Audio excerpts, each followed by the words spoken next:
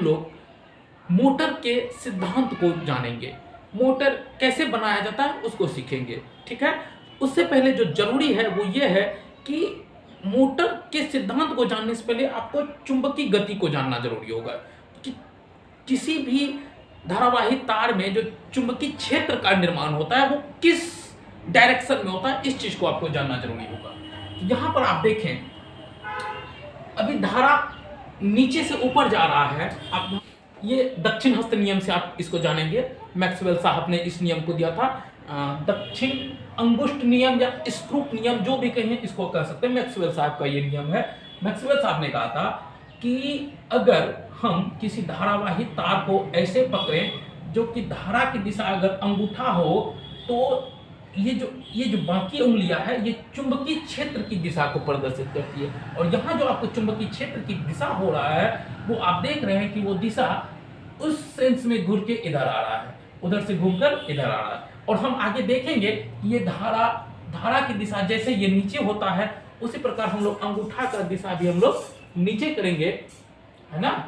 ये इस प्रकार से हम इस प्रकार से नीचे करेंगे तो वो जो तभी देखें कि चुंबकीय क्षेत्र इधर से इधर आ रहा था, अब चुंबकीय क्षेत्र इधर से इधर आएगा। आपको ध्यान ये रखना है कि जब भी आप इस नियम को फॉलो करें अपने हाथ में, तो हाथ को इस प्रकार से टेढ़ा नहीं करें, है ना, हाथ को सीधा रहने दें।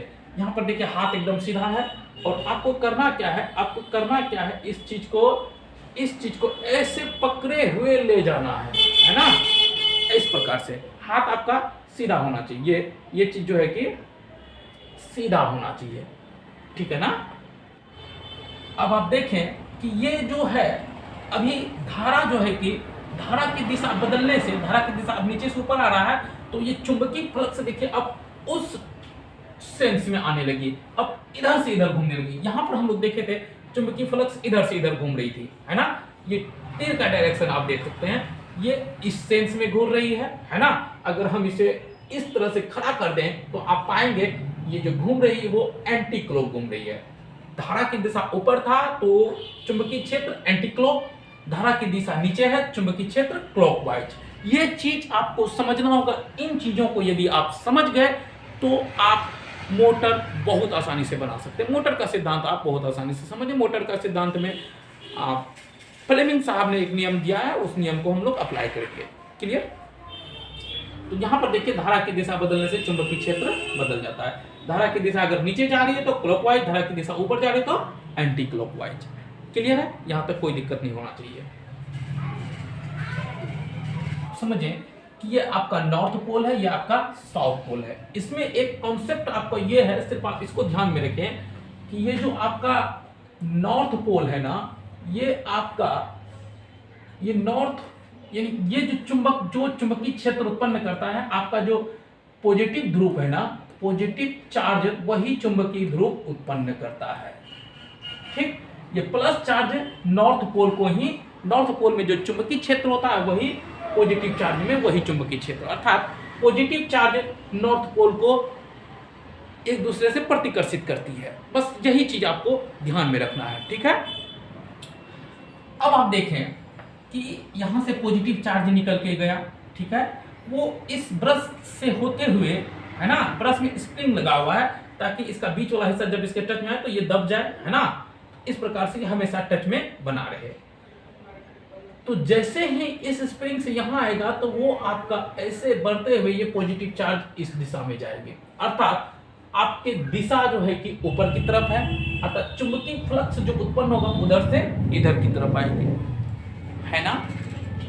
ये आप लोग थोड़ा सा एकदम इसको समझने की कोशिश करें। इधर आएंगे चुंबकीय क्षेत्र, अर्थात चुंबक इधर बल लगाएंगे और वो बल कैसा होगा, नॉर्थ। और आपको पता है चुंबक का समान ध्रुव एक दूसरे को प्रतिकर्षित करती है, अर्थात ये जो है कि इसको प्रतिकर्षित करेगी। क्लियर।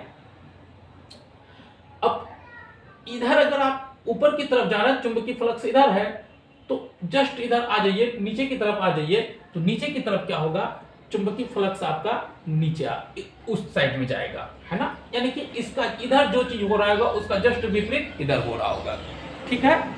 अब इस चीज को तो आप लोग समझ चुके हैं। अब आपको जो समझना होगा वो ये समझना होगा अब ये जो देखिए ये प्रतिकर्षित करेगी, इसको इधर धकेलेगी, लेकिन इधर ये जाएगी ना, इसलिए नहीं जाएगी क्योंकि ये रड से एडजस्ट रहता है, ये सिर्फ घूम सकती है लेकिन इधर उधर नहीं खिसक सकती है। तो क्या होगा कि अब इस जगह फ्लेमिंग ने एक रूल दिया, वो रूल ये है, ये बाम हस्त का नियम दिया फ्लेमिंग ने, ठीक है। फ्लेमिंग का क्या कहना था कि अगर किसी धारा की दिशा है ना, ये उंगली आपका धारा की दिशा, ये चुंबकीय क्षेत्र और ये बल की दिशा प्रदर्शित करती है। तो इसको हम ट्राई करते हैं यहाँ पे, क्या होगा आपका इस प्रकार से देखिए आप, ये मेरा धारा की दिशा प्रदर्शित कर रही है, ये चुंबकीय क्षेत्र की दिशा अर्थात उसकी तरफ चुंबकीय बल लगा रहा है, और ये अंगूठा मेरा ऊपर की तरफ दिखा रहा है ना, अंगूठा मेरा ऊपर की तरफ दिखाया जा रहा है। तो इससे स्पष्ट हो रहा है क्या, ये जो घूर्णन करेगी वो इस प्रकार से। अब इधर अगर वो इस प्रकार से घूर्णन होगा तो इसका जस्ट विपरीत इधर उसका विपरीत होगा, है ना। तो अर्थात ये जो घूर्णन करेगी वो इस प्रकार से करेगी। तो यहां पर क्या है, अब आप यहां पर समझने की कोशिश कीजिए, मान के चलिए ये पॉजिटिव धारा गया है ना, ये ए बी घूमकर इधर आ गया और सी डी घूमकर इधर आ गया, ठीक है।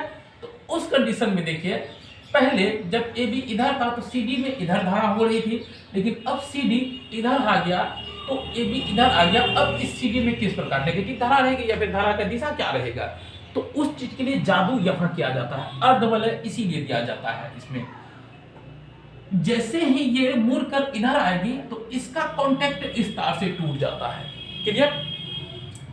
इसका कांटेक्ट इधर से हो जाएगा और इसका कांटेक्ट इधर से हो जाएगा, और जैसे ही इसका कांटेक्ट इधर से होगा फिर ये वाला धारा फिर इसके द्वारा बहकर फिर वही दिशा में जाने लगेगा। अर्थात क्या होता है, ये आर्मेचर बदलते रहता है, ये वलय बदलते रहता है, लेकिन धारा की दिशा समान रहती है। और यही कारण है कि मोटर आपका लगातार एक ही दिशा में बहते रहता है। क्लियर, मेरे ख्याल से अभी तक समझ चुके होंगे। अगर नहीं समझ पाए हैं तो एक बार और लेक्चर देखिएगा, समझ जाएगा। आपको दिक्कत अगर होगी तो वो यही होगा, आप रूल को फॉलो कर लीजिए, धारा की दिशा चुंबकीय क्षेत्र की दिशा किधर है, उस साइड है ना।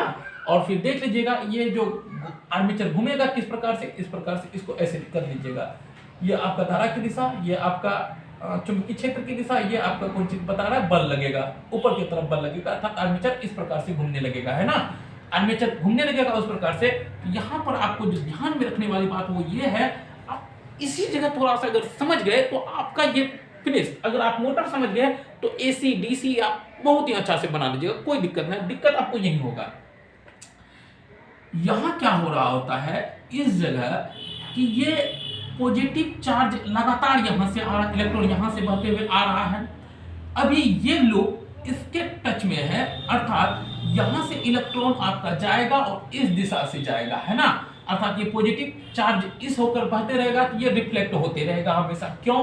क्योंकि पॉजिटिव चार्ज नॉर्थ पोल को उत्पन्न करती है, और आपको पता है समान पोल एक दूसरे को प्रतिकर्षित करती है, इसलिए ये नॉर्थ पोल इसको प्रतिकर्षित करे। अब जैसे ही घूमकर ये आएगी, ये जब इधर था तो नॉर्थ पोल था, अब इधर आया तो यही पोल के बन जाएगा, साउथ पोल बन जाएगा, और इसका कांटेक्ट किसके साथ हो जाएगा, इस प्लस चार्ज के साथ हो जाएगा। इस आर्मेचर का लूप का कांटेक्ट, अर्थात इसका कांटेक्ट किधर हो जाएगा, इधर हो जाएगा। और जैसे ही इसका कांटेक्ट इधर होगा तो ये प्लस चार्ज इस होकर बहने लगेगा, और प्लस चार्ज फिर से ये नॉर्थ पोल बनाएगा, फिर ये घूमने लगेगा और लगातार घूमते रहता है एक ही दिशा में। तो इसका इसीलिए जो ग्राफ बनता है वो ग्राफ आप देख सकते हैं कैसा ग्राफ बनता है। अभी जैसे जस्ट इसका संपर्क मान के चले इस लूप के साथ हुआ, तो आप यहाँ देख सकते हैं ये जो ग्राफ है वो 0 से उठा और एक ऊंचाई तक कब तक इसके टच में रहा, यहाँ तक पहुंचा। अब जैसे ये टच से छूटा तो ये फिर यहाँ पर आ गया। क्लियर, देख पा रहे हैं ना। अब फिर इसका संपर्क इसके साथ हुआ तो इसमें भी ऊर्जा मिला, इलेक्ट्रॉन मिला, तो ये फिर उठ के आया यहाँ तक, है ना। अब फिर जैसे संपर्क छूटेगा वो फिर नीचे, ठीक। अब फिर उसी प्रकार से ये प्रक्रिया लगातार होते रहता है। तो इसीलिए हम लोग डीसी को जो दर्शाते हैं वो इस प्रकार का ग्राफ से दर्शाते हैं, क्योंकि उसका ये वलय के कारण लगातार संपर्क बनते रहता है और छुट्टे रहता है ना। आप ये डीसी में जो करंट उत्पन्न होता है ना, आप देखिएगा उसका बल कुछ इस प्रकार से भुक भाग करते हैं, ऐसे आंखों से नहीं दिखाई पड़ता क्योंकि ये बहुत रफ्तार में घूमता है ना, इसलिए आंखों से दिखाई नहीं देता है। लेकिन आप देखिएगा क्या कि कैमरा को थोड़ा सा स्लो मोशन मिलाकर देखिएगा तो आप देखिएगा वहां से भुक भुक भुक भुक भुक इस प्रकार से बल्ब से रोशनी आ रही होगी, है ना। ये चीज करके जरूर देखिएगा आप। तो मेरे ख्याल से आप इसको भी बहुत अच्छे तरीके से समझ गए होंगे। अगर आपको अच्छा लगे कॉन्सेप्ट तो आप मेरा चैनल को जरूर सब्सक्राइब करें। धन्यवाद।